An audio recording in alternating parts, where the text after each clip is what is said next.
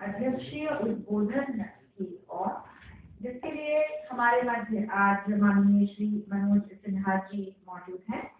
वे वर्तमान में आर्यभट्ट कॉलेज दिल्ली विश्वविद्यालय के प्रधानाध्यापक हैं और एक प्रसिद्ध राजनीति शास्त्री हैं। उन्हीं के विषय से हैं, तो उन्हें बहुत देखा और सुना है मैंने, और आज सौभाग्य के हमारे बीच वो मौजूद है। आग्रह क्या है और अध्यक्ष को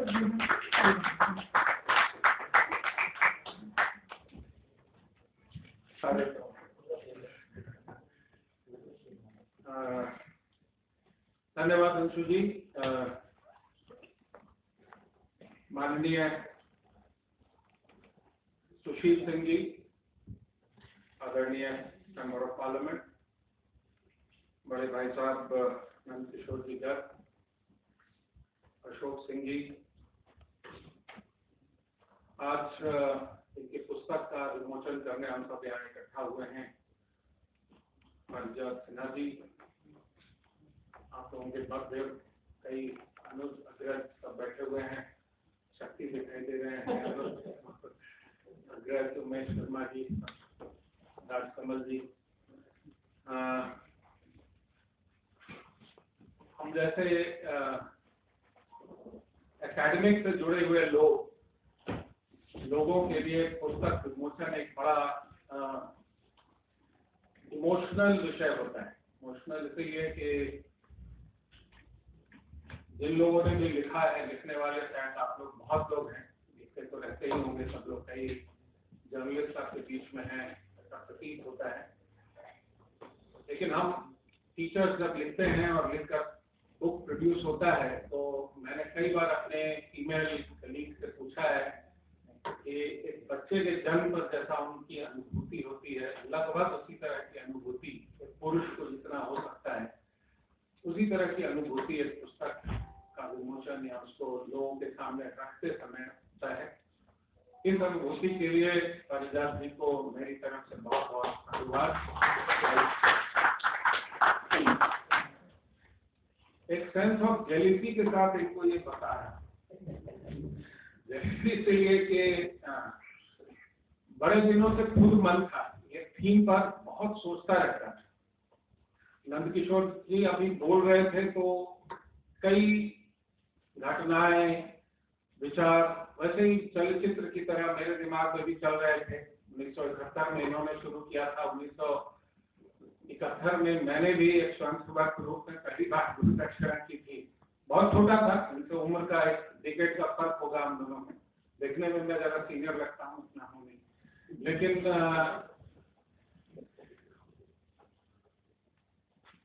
तो 76 होते होते जब इमरजेंसी लगा, ये सब हुआ, तब गोविंदाचार्य जी का जिक्र आया। दाढ़ी वाड़ी बढ़ा करके कभी मेरे साथ मेरे बेडरूम में भी सो जाते थे, फिर आगे सुबह 4-5 बजे भाग जाते थे। ये घटना इसलिए होती थी, मैं सेकंड जनरेशन, वो एक बीजेपी संघ के जर्नी में एक एडवांटेज मेरे लिए है कि मुझे चॉइस नहीं मिला है। आजकल अभी भाई साहब याद दिला रहे थे, मैं भी एक दायित्व में हूँ, अखिल भारतीय राष्ट्रीय शैक्षिक महासंघ का काम देखता हूँ। तो माननीय कुलकर्णी जी उसके संस्थापक थे, तो वो कहा करते थे, भाई हम लोगों में ये कॉमन है, हमें चॉइस नहीं मिला। जैसा गर्ग साहब ने कहा, पढ़ाई लिखाई मैंने भी ज्यादातर वामपंथियों के बीच में की, राजनीति शास्त्र पढ़ता था तो मुझे भी चॉइस नहीं मिला, वही पढ़ना था जो सामने होता था। अशोक भाई ने भी मेंशन किया आपसे कि लेफ्ट लिबरल लोग आजकल अटैक करते हैं, लेफ्ट लिबरल। इससे ज्यादा एनाफोरिज्म क्या हो सकता है, लेफ्ट और लिबरल। मैं तो पढ़ता था जब बीच में किरोटिकल कॉलेज में, भाई शक्ति आप बताइए, उन दिनों हम मार्क्सिज्म और लिबरलिज्म को दोनों को अलग अलग पढ़ते थे। ये दोनों तो बिल्कुल एक दूसरे से विरोधाभास ली हुई चीजें। तो लेफ्ट और लिबरल होना तो संभव ही नहीं है। लिबरल हमने 1983 से पढ़ना शुरू किया दिल्ली विश्वविद्यालय में। बाद में जैसा गर्ग साहब ने बताया कि एनडीटीएफ वगैरह की अपनी जब राजनीति शुरू की, है सबसे इलिबरल अगर कोई है वो लेफ्ट है। अब मेरा बायस हो सकता है, कुछ भी हो सकता है, लेकिन मैं सिर्फ आपको ये बात इसलिए कह रहा था कि इसी कारण से, और शुरू से चूंकि मैं इनसाइडर व्यू दे सकता था, आउटसाइड एक तटस्थ भाव से इस विषय को नहीं देख सकता था, और इसीलिए इस विषय पर देखने के लिए शायद क्वालिफाइड ही नहीं था। और इसीलिए मैं जेलस होने के बावजूद परिजात जी को ये बधाई देता हूं कि उन्होंने तटस्थ भाव से, और जितना मैंने देखा है, I have not read the book end to end, but whatever I have seen of it, it reflects a well researched and without any biases, putting the facts over there without any biases. Naturally, अभी the rise and rise जो है, that itself मुझे भी पहले एक बार बहुत जोर से हिट किया कि rise and rise क्या होता है। अब rise and rise किसी चीज का कहना ऐसा लगता है जैसे कि कहीं पर फॉल हो ही नहीं रहा हो, that means it is not coming down anywhere. Narration में आप सबको भी पता है, एवरीबडी सब दिल्ली के इससे परिचित हैं। अभी संदर्भ आ रहा था कि 67 में बीजेपी ने यहाँ क्या किया इत्यादि। बलराज मधोक जी जब थे, मतलब जब केदारनाथ साहनी जी और के मल्होत्रा जी इत्यादि ने जब शुरू किया था, उस समय से कई बार उतार और चढ़ाव देख चुके हैं, और दिल्ली में भी हम उतार ही देख रहे हैं। राइट नाउ द चढ़ाव is yet to come, the next चढ़ाव in as far as Delhi is concerned, which means that BJP is winning the wars, but it is definitely losing some battles here, there and everywhere, and that up and down is part of the political commentary anyway, and that will probably keep on happening. But in totality, there is a rise, and there is a definite continuous rise in BJP. That is something जो कि हम जिसका खंडन नहीं कर सकते, and therefore the justification of the title of the book. But जैसा अशोक जी ने हिंट किया कि दूसरा संस्करण अभी बाकी है, अभी पिक्चर और थोड़ी बाकी है। As an academician I know that Parijat ji एक और किताब लिखेंगे इसलिए कि स्टोरी अभी खत्म नहीं है। The story is yet to go forward, even the story of rise is yet not finished. BJP is taking on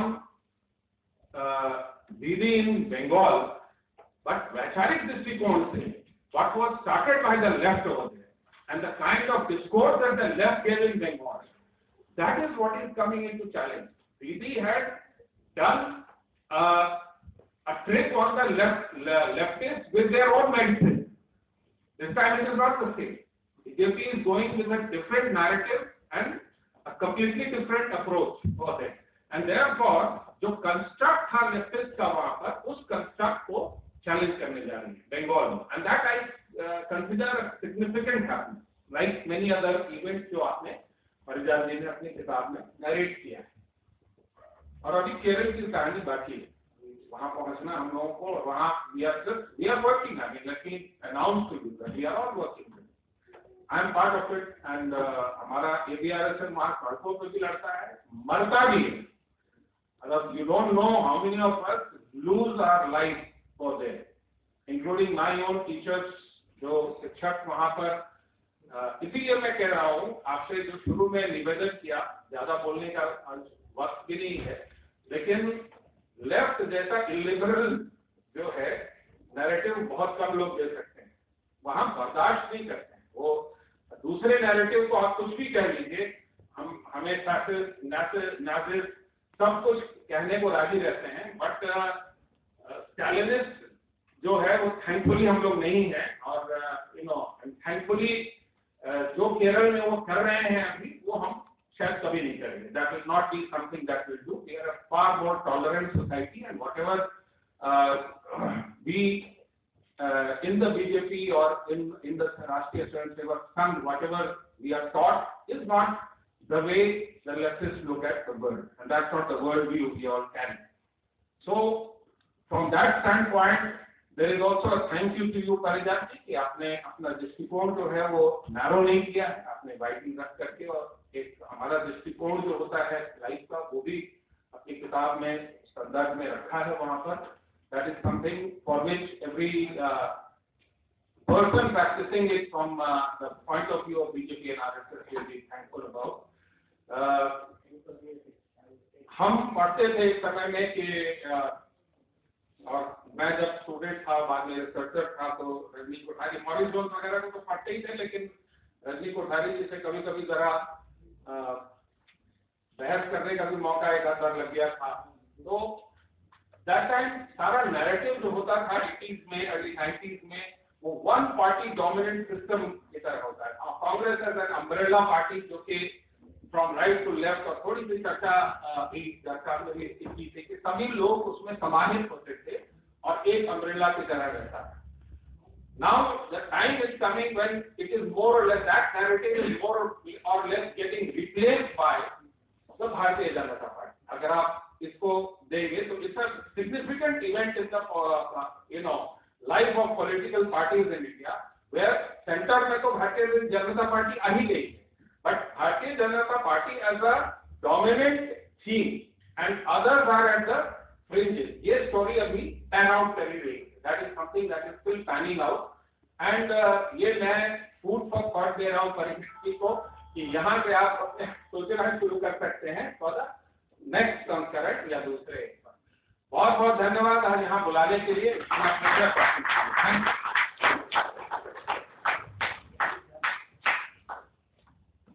अपने संक्षिप्त वक्तव्य में बहुत सारे ज्वलंत मुद्दे छेड़ने के लिए, बहुत सारे प्रासंगिक तथ्यों और मुद्दों की तरफ हमारा ध्यान खींचने के लिए बहुत बहुत धन्यवाद मनोज जी।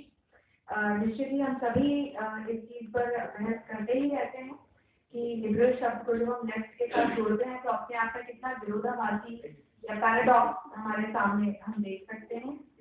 और साथ ही एक बहुत ही महत्वपूर्ण संदेश आज मनोज जी से मिला, तो मैंने नोट्स भी किया कि हम इसे इस तरह से देख सकते हैं कि to win the war we can afford to lose better।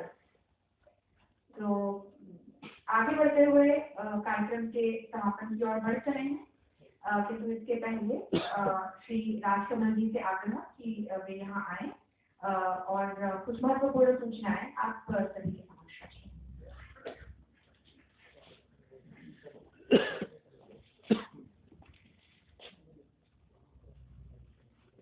सभी को जो इस सभागार में उपस्थित है मेरा प्रणाम। सूचना देने की जिम्मेवारी मुझे लगता है कि एक औपचारिक रूप से मुझे मंच पे लाने का काम जो है वो किया गया है, लेकिन इस बारे में 2-3 बातें आपके ध्यान में लाना चाहूँगा जिससे आपको वाकिफ नहीं है लेकिन जानना चाहिए आपको। जो मंच पे जो बैठे हुए लोग हैं उनके बारे में अपने फील्ड के जो सब माहिर लोग हैं, लेकिन जो सबसे महत्वपूर्ण है कि जो इनके अंदर मानवता है, इनके प्रति समाज को इनकी जो जवाबदेही है, जिम्मेवारी महसूस करते हैं, उसको जब आप देखते हैं जीवन में तो वो आदमी को ज्यादा प्रभावित करती है। छोटा सा उदाहरण हम करते हैं कि कभी कोई कार्यक्रम नॉर्थ ईस्ट में था, तो इंसावत में कार्यक्रम करने गए थे, अचानक जिस गायक को आना था तो बीमार हो गया या नहीं आ पाया, और कार्यक्रम में सब कुछ तय हो चुका था, मंच चढ़ चुका था, तो अमिताभ बच्चन को ये पता चला कि मोहम्मद रफी आए हुए थे और वो लौट रहे हैं, अब एयरपोर्ट पहुंच गए। वो वहां से भागते हुए एयरपोर्ट पहुंचे और उनको अपनी स्थिति बताई मोहम्मद रफी को। मोहम्मद रफी ने जाना कैंसिल किया और उस कार्यक्रम को उन्होंने पूरा किया। आज 9 बजे जब मैं सुबह देखता हूँ तो देखता हूँ कि परिवार जी का मेरे पास मैसेज आता है कि अध्यक्षता जिनको करनी है उनको काफी हैवी फीवर हो गया है, क्योंकि रात में 2 बजे दिल्ली पहुंचा तो लेट से उठा। फिर मेरा दिमाग, वैसे मैंने इनको लिखा कि अभी तो मेरा दिमाग कर लीजिए क्या करूँ। फिर मैंने उनको कहा कि एक मनोज सिन्हा जी है, आप जरा प्रयास कीजिए, और मनोज सिन्हा जी ने वो मोहम्मद रफी वाली रूम का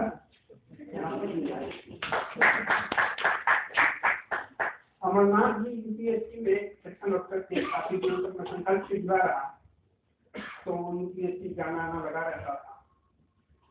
तो एक दिन उन्होंने मुझे बात बताई, अशोक जी को हम क्लास के लिए वहाँ ले आते थे संकल्प के लिए, कि एक दिन हमारा एक ऑफिसर था, ऑफिसर के अध्यक्ष मुझसे चेयरमैन यूपीएससी के, उन्होंने कहा कि मेरा ये पता करो कि ये लड़का जो है 2 बार से यूपीएससी मेंस वगैरह में इतना मार्क्स ला रहा है, इंटरव्यू के लिए नहीं आ रहा है, क्या है इसमें, बिना इंटरव्यू के भी क्वालिफाई कर जाएगा, ऐसा है इसमें। उस लड़के का जब पता किया था वो लड़का थे अशोक सिंह जी, IIT कानपुर से। उन्होंने आंदोलन में भाग लेने की वजह से वहाँ पे IIT कानपुर में सही समय पर डिग्री नहीं दी थी, तो इस कारण से इंटरव्यू नहीं दे सकते थे। तो दोनों ही बात 50 के आसपास रहे कि बिना इंटरव्यू दिए हुए अशोक सिंह का था।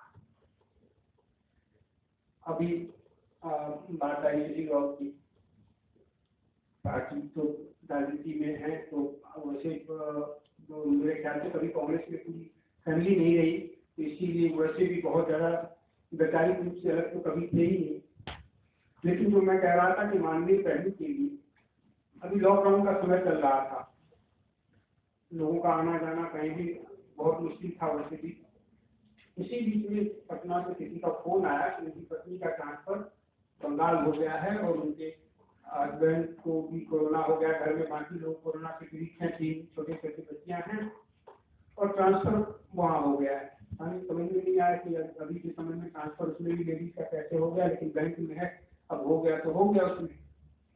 फिर मैं उस कोरोना काल में मुझे लगा कि जाना उचित है। पता चला सुशील बाबू दिल्ली आए हुए थे, मैं इनसे मिलने बिना ये पूछे हुए कि कोरोना का समय आप लोगों से मिलते हैं कि नहीं मिलते हैं, अधिकांश तो उस समय में दुनिया बना करके रखते थे। मैं पहुंच गया UPSC के सामने, आपका भी मकान है वहाँ पे, और फिर ये दूसरे दिन पर्सनली जा करके उसके सेक्रेटरी से मिले और उसको फोन करा करके पटना में उसके ट्रांसफर को रुकवाया। तो ऐसे सुशील बाबू हमारे हैं। एक घटना और जिक्र करूंगा आपको, शायद किशोर जी के ध्यान में नहीं होगा, क्योंकि जो चीज आपकी आदत होती है उसको ध्यान रखने की जरूरत नहीं होती है, स्वाभाविक रूप से होता है। आज से 8-10 साल पहले की बात है। नरेश चांडिल जी संस्कार भारती से जुड़े हुए थे, बैंक अधिकारी थे, अक्षम नाम की पत्रिका चलाते थे। अच्छी तरह से नंदकिशोर जी को वो जानते हैं, नंदकिशोर जी भी उनको जानते हैं, मेरे से तो ज्यादा एक दूसरे को दोनों जानते हैं। तो नरेश जी मेरे पास आए कि अक्षम पत्रिका के लिए एडवर्टीजमेंट के लिए नंदकिशोर जी के पास करना है। मैंने कहा मेरे तो बेहतर आप जानते हैं, आप खुद ही चले जाइए। बोले दरअसल मैं संपादक हूँ, तो मुझे लगता है कि कोई और कहे तो ज्यादा ठीक होगा। मैंने कहा ठीक है, हम चलते हैं नंदकिशोर जी के पास। तो जैसे स्वाभाविक रूप से 9:30 बजे के पास नंदकिशोर जी के पास जाना जो है वो मिलने की संभावना है, प्रतिशत के रूप में 99% रहती है, मिल ही जाते हैं अगर दिल्ली में। तो हम 9:30-10 बजे के लगभग पहुंच गए वहाँ से पहुंचे तो वहाँ का माहौल देख करके लगा कि सब कुछ सामान्य नहीं है। घर में जाने के बाद पता चल गया तो घटना घटी है। नंदकिशोर जी 2 मिनट के बाद आए, हम दोनों को अंदर ले गए, बैठाए, बातचीत होती रही, हमें पता चल गया था घटना का। अब ये उनसे बार बार पूछते रहे कि कैसे आना हुआ, उन्होंने कहा ऐसे इधर से गुजर रहे थे, आ गए, अगले तब फिर आ जाएंगे। नहीं ऐसे तो नहीं आया हूँ, कोई ना कोई बात तो जरूर हो। अब इतनी बार मना करने के बावजूद ये नहीं माने कि जब तक आप बताएं नहीं किस चीज के लिए आए थे, तो अंत में बताना पड़ा कि ऐसे ऐसे एडवर्टीजमेंट के लिए आए थे, लेकिन अगले सप्ताह आ जाएंगे। और जानते हैं उस दिन घटना क्या घटी थी? 2 दिन पहले इनके बहन और बहनोई की हरिद्वार में हत्या हो गई थी। उस हालत में भी व्यक्ति जो है कोई एडवर्टीजमेंट के लिए आ रहा है, उससे पूछ करके, और एडवर्टीजमेंट के लिए इन्होंने अपने कॉलेज के डायरेक्टर को फोन किया और उन्होंने एडवर्टीजमेंट दी थी। तो ये सब चीज जो है व्यक्ति को जोड़ने के लिए या व्यक्ति के बारे में विचार बनाने के लिए होता है। बाकी तो अपने अपने क्षेत्र के सभी लोग एक्सपर्ट होते ही हैं। तो ये सब कारण था कि कई लोग सोच सकते हैं कि आपने नाम जो सजेस्ट किया, इन लोगों को क्यों सजेस्ट किया था, उसके पीछे ये कारण था। मंच के संचालन के लिए भी मुझे लगा कि अंशु जोशी जी से, JNU में आप SIS डिपार्टमेंट में प्रोफेसर हैं, तो इनसे बेहतर कोई हो नहीं सकता है, क्योंकि विद्वानों का कार्यक्रम है और जिसको हिंदी और अंग्रेजी दोनों की समझ होनी चाहिए, तो उसका होना जरूरी है। और उन्होंने सर मेरे ख्याल से कल या परसों जी ने उनको फोन किया था, उन्होंने सर इसको स्वीकार कर लिया। तो मेरी सूचना तो यही थी। बाकी एक सूचना जो औपचारिक सूचना आपको मिलेगी, उस पर शायद 2 या 3 दिन के बाद उपलब्ध हो पाएगी, ऐसा कहीं का कहना है। हाँ, और एक क्योंकि इस दिन जो 6 लोग 5 लोग मंच में उपस्थित है, उसमें एक विशेष अंशु जी हैं, तो चाहेंगे कि अंशु जी का शोर के साथ जो है नंदकिशोर जी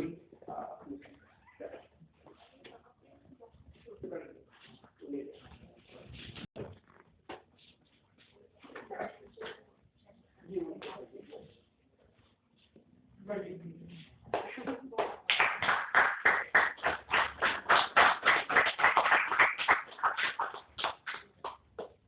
आप आगे का कार्यक्रम आगे की घोषणा है।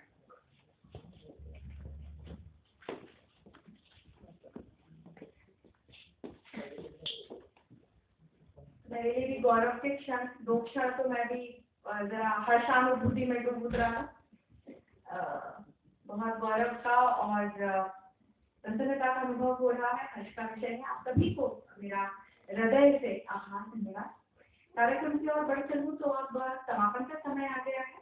अपने ही परिवार के सब लोग यहाँ जुड़े हुए हैं, जैसा कि राजकमल जी ने बताया, लेकिन अपने ही लोग रहें तब भी धन्यवाद कहीं न कहीं कितनी बार हम अनौपचारिक रूप से, हृदय से, मन से अभिव्यक्त करते रहे। एक औपचारिक धन्यवाद ज्ञापन का हर कार्यक्रम में स्थान होता है। तो अब औपचारिक रूप से इस कार्यक्रम के सभी मंचाधीन विशिष्ट अतिथियों को धन्यवाद ज्ञापित करने के लिए मेरा श्री प्रसून जी से आग्रह कि वे यहाँ आए एवं सभी को धन्यवाद।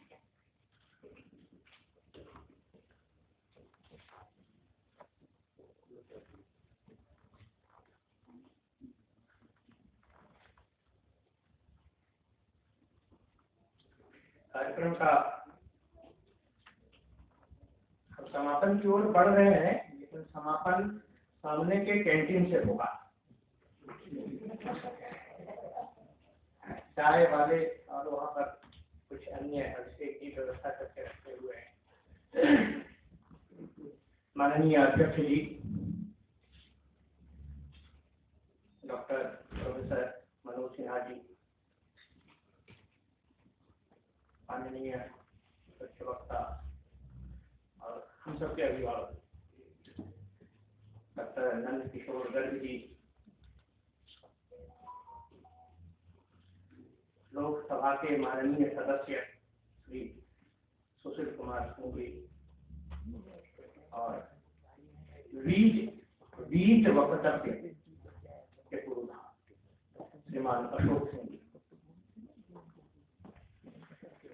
पारिजात सिन्हा जी की लिखी हुई पुस्तक की चर्चा हुई और अशोक सिंह जी ने पारिजात सिन्हा जी के विद्यालय की भी चर्चा की। आज उस विद्यालय से यहाँ पर 4 छात्र उपस्थित हैं।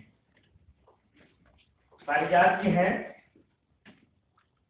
पारिजात जी के 1 साल जूनियर श्री संजीव ठाकी हैं, वो हिंदुस्तान टाइम्स में हैं।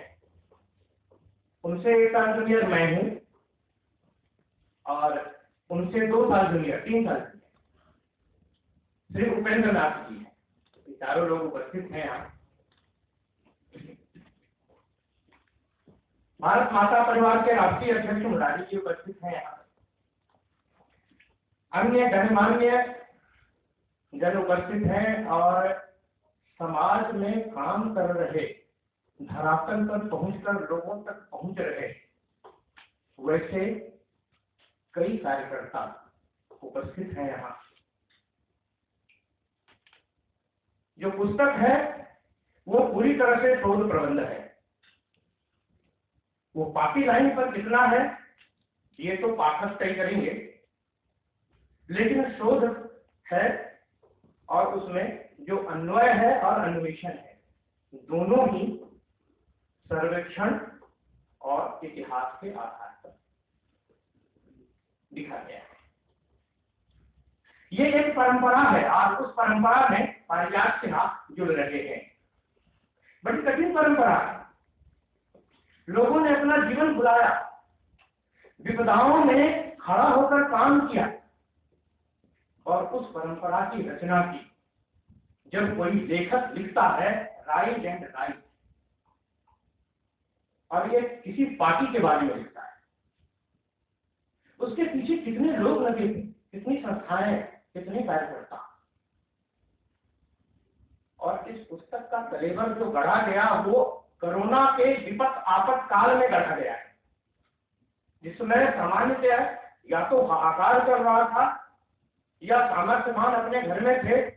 वैसे समय में जगा करके इस पुस्तक को एक कलेवर का रूप दिया गया। इसलिए मैंने कहा कि उस परंपरा में आया आप जुड़ गए।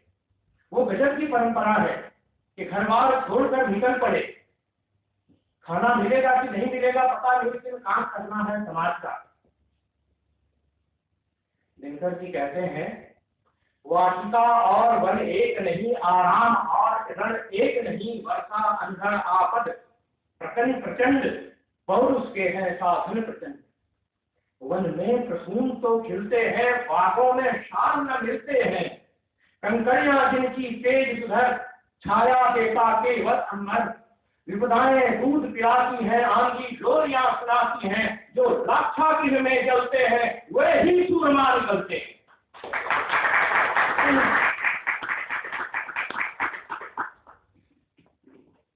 और इस परंपरा के साथ इस दुधर्षु स्थिति में आपने अपने को साबित किया है, अपनी कर्मठता को साबित किया है। आप एक बुद्धिजीवी हैं और बुद्धिजीवी जनों के साथ जुड़े हैं। हम जब धन्यवाद ज्ञापन की बात करते हैं तो मैं जानता हूं कि माननीय नंदकिशोर जी को, माननीय सुधीर जी को या माननीय मनोज जी को या अशोक जी को हम लोग धन्यवाद कैसे कर सकते हैं? वो तो हमारे अतिथि कहने के लिए मंच पर होंगे, वो तो होस्ट हैं, उनके कारण तो हम खड़े हैं यहाँ। फिर भी जो विधान है उस हिसाब से आप आए और हम सबका मार्गदर्शन किया, एक दिशा निर्देश दिया, आगे क्या करना, कैसे चलना, कैसे बढ़ना है। जन समूह ने आपको एक तक सुना, हम हृदय से आपका धन्यवाद ज्ञापन करते हैं। यहाँ पर आने वाले सभी लोग अपना महत्वपूर्ण समय निकाल कर आए, मीडिया के बंधु आए, प्रिंट मीडिया के लोग हैं, वेब चैनल के लोग हैं, इलेक्ट्रॉनिक चैनल के लोग हैं, मैं भी मीडिया से। तो मीडिया बंधु अपना समय निकाल कर आए, एक अच्छे योगदान के लिए आए। मैं उन सबके प्रति हृदय से आभार व्यक्त करता हूँ। सभी गणमान्य लोग जो अपना जो भी काम कर रहे थे उससे ज्यादा अहमियत इस काम को दिया, एक निश्चित दिशा को जानने के लिए दिया, और इस कार्यक्रम को सफल बनाने में आपका योगदान मिला, इसके लिए सबको हृदय से धन्यवाद ज्ञापित करते हैं। प्रेस क्लब के सभी अधिकारी और सभी बंधुजन पूरी व्यवस्था में लगे रहे, उस टीम को हम हृदय से धन्यवाद ज्ञापित करते हैं। कार्यक्रम का इस समय अवसान हो रहा है, समापन हो रहा है। यहाँ से हम लोग चाय के पास जाएंगे, एक दूसरे से मिलने का भी मौका लगेगा। तो इस कार्यक्रम में आने वाले सभी बंधुओं को मैं अपनी ओर से धन्यवाद देता हूँ।